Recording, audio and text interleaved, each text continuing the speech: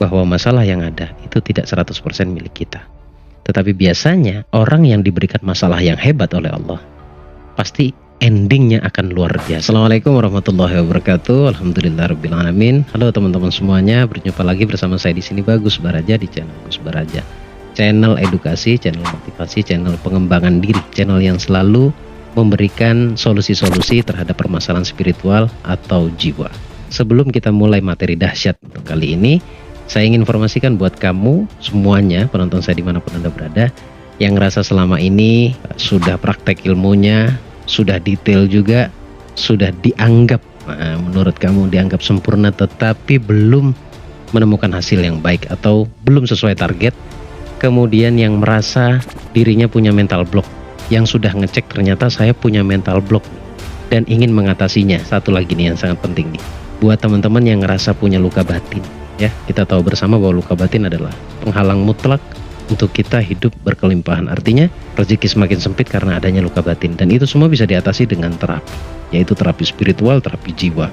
Untuk itu saya mengajak teman-teman semuanya untuk hadir di seminar yang akan saya adakan pada tanggal 4 Juni 2022, tepatnya di Yogyakarta di Ina Garuda Hotel. Untuk pendaftarannya kamu bisa langsung klik link yang ada di deskripsi. Jangan lupa klik tombol subscribe-nya yang merah, kemudian di sebelahnya juga ada tombol lonceng. Itu adalah tombol notifikasi agar kalian dapat pemberitahuan atau notifikasi ketika saya update video terbaru seperti malam ini. Baik teman-teman, melanjutkan beberapa materi yang cukup rame dengan ukuran subscriber 51.000 hampir 52.000, dan setiap kali upload menyentuh 2.000 sampai 3.000, bagi saya itu sudah keren lah. Artinya saya sudah memberikan sesuatu atau penjelasan yang menurut Anda semuanya menarik. Mudah-mudahan harapan saya dari setiap video yang saya upload itu memberikan memberikan dampak yang positif untuk Anda semuanya.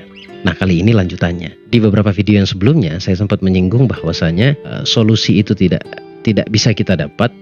Kemudian menerapkan ilmunya juga tidak bisa maksimal. Kemudian banyak hal tidak terrealisasi. Sebenarnya masalahnya di mana sih? Nah, saya sempat menyinggung karena hati kita belum ngepas. Jiwa kita masih ada tekanan. Tekanan itu yang saya maksud adalah tekanan masalah. Dan kebanyakan biasanya sedang punya hutang atau sedang punya kewajiban. Nah, tentunya teman-teman tahu ya, bahwasanya pintu pertamanya adalah kita harus tenang. Jadi pertanyaannya bagaimana cara tenang, kan seperti itu. Ini yang menjadi pertanyaan banyak orang. Saya pun pernah mengatakan bahwa ada 3 momentum, ya, 3 waktu, 3 momentum yang sangat baik untuk berdoa. Artinya semua waktu itu baik untuk berdoa, cuma sepanjang yang saya tahu ada yang terbaik di antara yang baik. Ada 3 hal, yaitu tenang, senang, hening. Saya terus mengulang ini. Jadi PR kita sebenarnya tenang, senang, hening.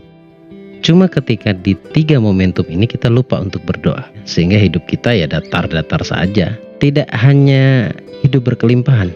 Dalam 3 momentum ini kita juga bisa mengatasi permasalahan hati. Misalkan punya luka batin juga bisa, kalau misalkan teman-teman memanfaatkan 3 momentum itu. Dan itu juga berhubungan dengan gelombang otak, terutama alfa dan theta. Senang, tenang, hening, atau tenang, senang, hening, sama. Nah, kita akan bahas tenangnya. Pasti timbul pertanyaannya, lalu gimana caranya tenang, Gus? Sementara saya sedang punya permasalahan, punya tekanan, tetapi kalau mau dapat keajaiban, pintu pertamanya harus tenang. Berikan solusinya, gitu kan? Ini pasti yang ada di benak Anda semuanya nih. Tonton video ini sampai selesai, teman-teman.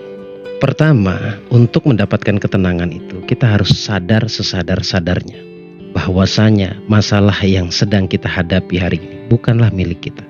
Karena kalau kita merasa bahwa masalah yang sedang kita jalani saat ini adalah milik kita saja, seakan-akan kitalah yang bisa menyelesaikan. Sampai rontok rambutnya juga nggak akan menemukan solusi kalau masih ada merasa memiliki masalah.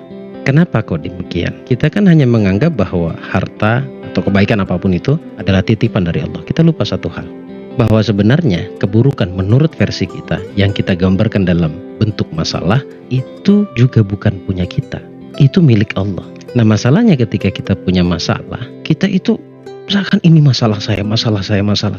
Ini yang harus dihilangkan. Kalau dirasa tidak mampu, ya kembalikan pada yang memiliki. Biarkan Allah yang menyelesaikan masalahmu. Kenapa? Karena memang yang bisa menyelesaikan masalah kita ya cuma Allah. Tetapi Allah itu sangat-sangat super baik. Bahkan sebelum kita memiliki masalah, kabar baiknya sudah disampaikan di dalam Quran. La yukallifullahu nafsan illa wus'aha, bahwa aku, kata Allah, tidak akan pernah berikan ujian atau kesulitan di luar batas kemampuan hambaku. Artinya manusia. Dan itu kita. Dan di ayat berbeda, Alam Nasrah juga mengatakan bahwa di balik kesulitan pastilah ada kemudahan. Nah, kita lupa satu hal. Lupa beberapa hal maksud saya. Lupa apa yang sudah disampaikan oleh Allah. Kita tidak merealisasikannya. Tidak meyakini sebenar-benarnya. Kenapa? Karena kalau kita meyakini dua pesan Allah ini saja, itu sudah luar biasa dan akan berefek pada ketenangan kita yang luar biasa. Sadari dulu itu. Lalu, ada nggak cara jitunya, Gus? Sebenarnya kesadaran di dalam diri kita yang tadi saya bahas, saya berikan masukan kepada Anda itu sudah sangat jitu. Untuk lebih spesifik lagi lah bahasanya. Jangan jitu, karena jitu itu tetap pesan-pesan dari Allah. Tapi kalau yang lebih spesifik begini, kita itu tidak tenang itu pada dasarnya secara keseluruhan karena belum seutuhnya mencintai diri sendiri. Kalau kita benar-benar mencintai diri sendiri, kita tidak akan memberikan peluang keluh kesah masuk ke dalam diri kita.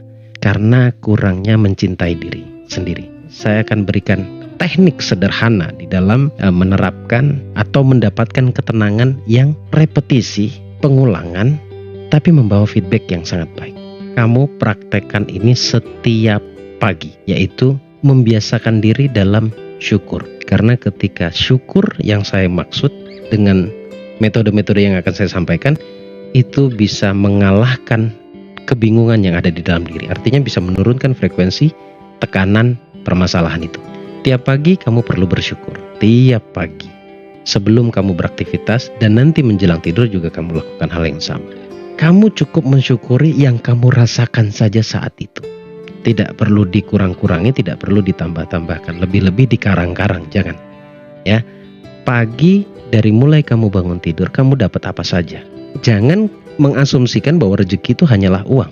Walaupun uang adalah bagian dari rezeki. Semua yang kita rasakan dari mulai bangun tidur hingga menjelang tidur itu adalah sebuah rezeki. Nah, ketika bangun tidur, biasanya orang itu yang miss adalah syukurnya. Lalu ketika kamu sudah akan beraktivitas maksud saya, apa yang kamu dapatkan? Kesehatan mata, hangatnya matahari, sarapanmu, minummu, apapun itu. Lalu kabar-kabar baik, istrimu sehat, suamimu sehat, kemudian anak-anakmu sehat, itu wajib untuk disyukuri. Kenapa kok diulang-ulang sih, Gus? Syukur terapi ini, apa nggak ada konten lain? Nggak, bukan begitu teman-teman. Karena memang kegelisahan itu ada karena kita itu minim syukur. Coba deh, berkomunikasilah dengan diri sendiri. Nanti akan terkoneksi kepada Allah. Saya yakin 1000% ketika kita membiasakan berkomunikasi dengan diri sendiri, mencintai diri sendiri dengan terapi-terapi yang ada, itu secara tidak langsung juga terkoneksi kepada Allah. Lalu itu bisa menjadi percepatan pengabulan doa. Nah, selain bersyukur, satu hal lagi ini juga dilakukan menjelang tidur ya. Yang terakhir, yaitu berulanglah mengatakan, setidaknya di depan cermin mungkin ya, berulanglah mengatakan bahwa, ya ternyata selama ini aku melalaikanmu. Mulai hari ini, nanti dan seterusnya, esok dan seterusnya, saya lebih memilih atau memutuskan untuk mencintai kamu. Kamu yang saya maksud adalah kamu yang ada di cermin, yaitu dirimu. Coba, ekspresikan rasa cintamu kepada orang yang ada di cermin, dan itu kamu. Dan itu kamu. Sekarang gimana cara ngerasakannya, Gus? Kan begitu, pertanyaan sederhananya kan seperti itu. Cara merasakannya, kamu pasti pernah jatuh cinta kan? Penonton saya ini di atas umur 25. Kamu pasti pernah jatuh cinta. Bagaimana rasanya dicintai? Senang bukan? Kurang lebih rasanya seperti itu.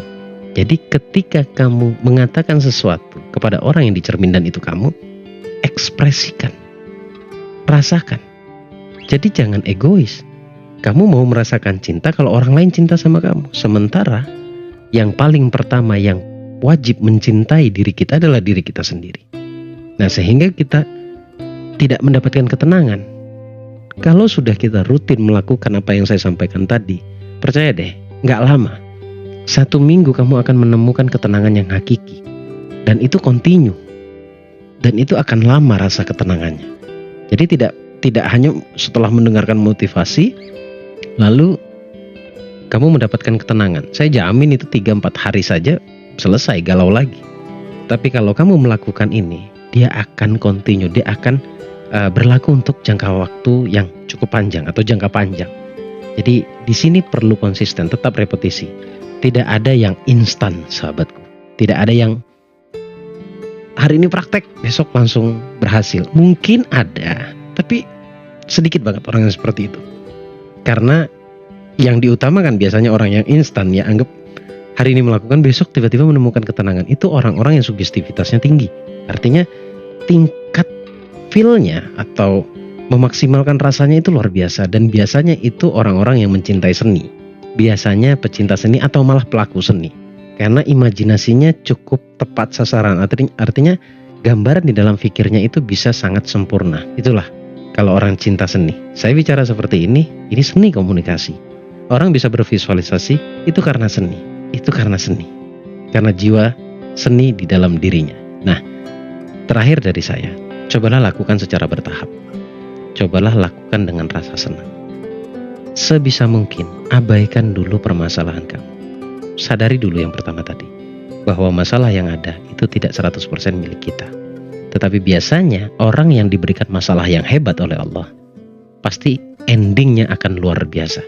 Biasanya, kalau kacamata saya, kalau persepsi saya, kalau penilaian saya, itu cara Allah mau menaik kelaskan diri saya.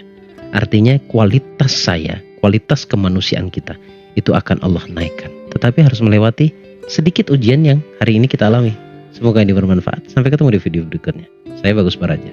Assalamualaikum warahmatullahi wabarakatuh.